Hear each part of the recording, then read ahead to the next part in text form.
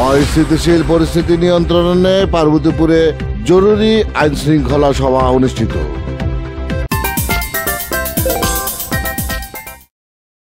আসসালামু আলাইকুম। এমকে টেলিভিশনের নিয়মিত সংবাদে আপনাদের স্বাগত জানাচ্ছি আমি আশুরা খাতুন নদী। শুরুতেই শুনলেন সংবাদ শিরোনাম, এখন ডেস্ক থেকে বিস্তারিত।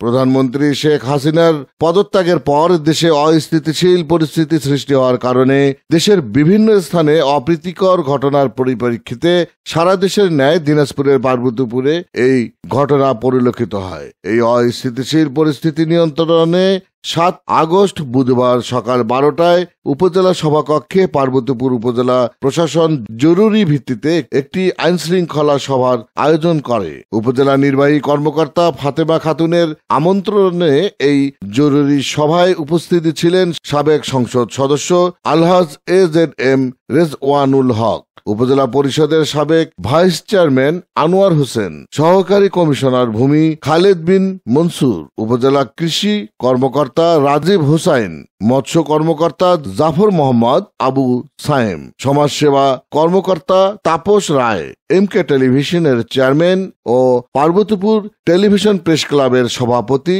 হাবিব ইফতেখার, পৌর বিএনপির সভাপতি আতিয়া রহমান, আনোয়ারুল হক, নজরুল ইসলাম, মোকাররম হোসেন, সালেহ আহমেদ মঞ্জু, লুৎফর রহমান, হাফিজুর রহমান, কাউন্সিলর জাহাঙ্গীর আলম ও শরীফুল ইসলাম। এছাড়া উপস্থিত ছিলেন উপজেলা যুব দলের মাহবুব রশিদ সংগ্রাম, আতিকুর রহমান স্বপন, অধ্যাপক মোখলেসুর রহমান, ডাক্তার মমিনুল ইসলাম, কাজী আল মামুন, উপজেলা স্বেচ্ছাসেবক দলের হান্নান, আশরাফি প্রিন্স, শরীফুল ইসলাম বাবু, পৌর স্বেচ্ছাসেবক দলের এমারত হোসেন, ছাত্র দলের সাইফুল ইসলাম ও জোবায়ের সহ বিভিন্ন পেশা শ্রেণীর মানুষ এবং সুশীল সমাজের নেতৃবৃন্দ। সে সময় উপস্থিত ছিলেন প্রিন্ট ও ইলেকট্রনিক্স মিডিয়ার সংবাদ কর্মীবৃন্দ।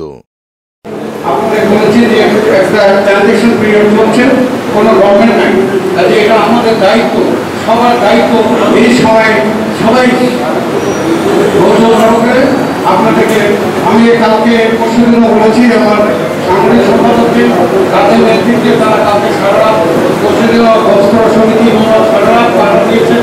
এইভাবে মানুষ বারবার পাহারা দিচ্ছে যাতে করে কোনো বিশৃঙ্খলা সৃষ্টি হয়। তারপরেও কিছু ঘটনা ঘটেছে যেটা আমাদের দৃষ্টিগোচর হয়েছে, এটা অনাকাঙ্ক্ষিত। এই অনাকাঙ্ক্ষিত ঘটনা আজকে যারা করছে, আমি আমার দলের নেতৃবৃন্দকে বলেছি কারা করছে এটা তোমরা আইনজীবী করো, আমাদের লোকগুলো আমরা চিনি দেখি কথাটি কি হবে। ওরা বলেছে এগুলো আনলাম সব টোকায় কারা কারা বিশৃঙ্খলাবাদী লোকজন যারা এই লুটতরাজে ব্যস্ত।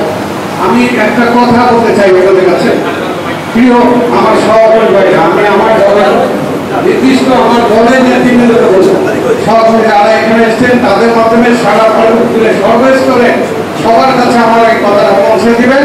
কোনো পর্যায়ে কোনো অবস্থাতেই আমরা এই বিশৃঙ্খল বরদাস্ত করবো না। আমরা এই বিশৃঙ্খল চাই না।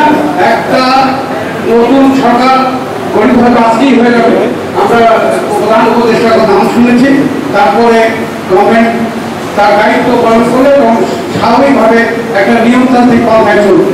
আমি আপনাদের কাছে বলতে চাই প্রশাসনকে সহযোগিতা করতে হবে, দেশ প্রশাসন ছাড়া চলতে পারে। কাজেই আমাদের দায়িত্ব কর্তব্য যে প্রশাসনকে সহযোগিতা করে অন্যায়ের বিরুদ্ধে আমাদেরকে রুখে দাঁড়াতে হবে। এই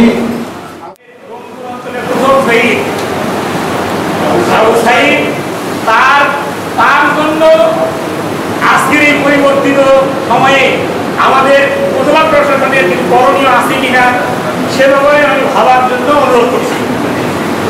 আমি দু একটি কথা এভাবে বলতে চাই যে এই যে পরিবর্তন আনলো সন্তানেরা, আর আমরা উৎসাহ করব পরিবর্তন আনলো আমাদের ছেলেরা রক্ত দিয়ে, আর আমরা অন্যের মান লুট করবো, তা হতে দেওয়া যায় না। সুতরাং কেউ যদি এরকম করে তাহলে বুঝতে হবে আবু সাঈদের রক্তের উপরে বেইমানি করছে।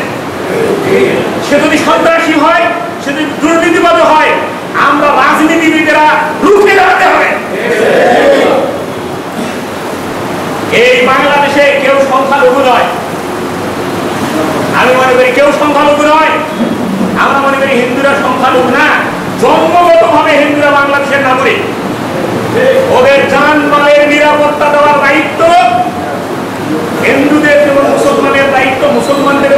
হিন্দুদের উপরে দায়িত্ব, এই দায়িত্ব অবশ্যই আমাদেরকে পালন করতে হবে।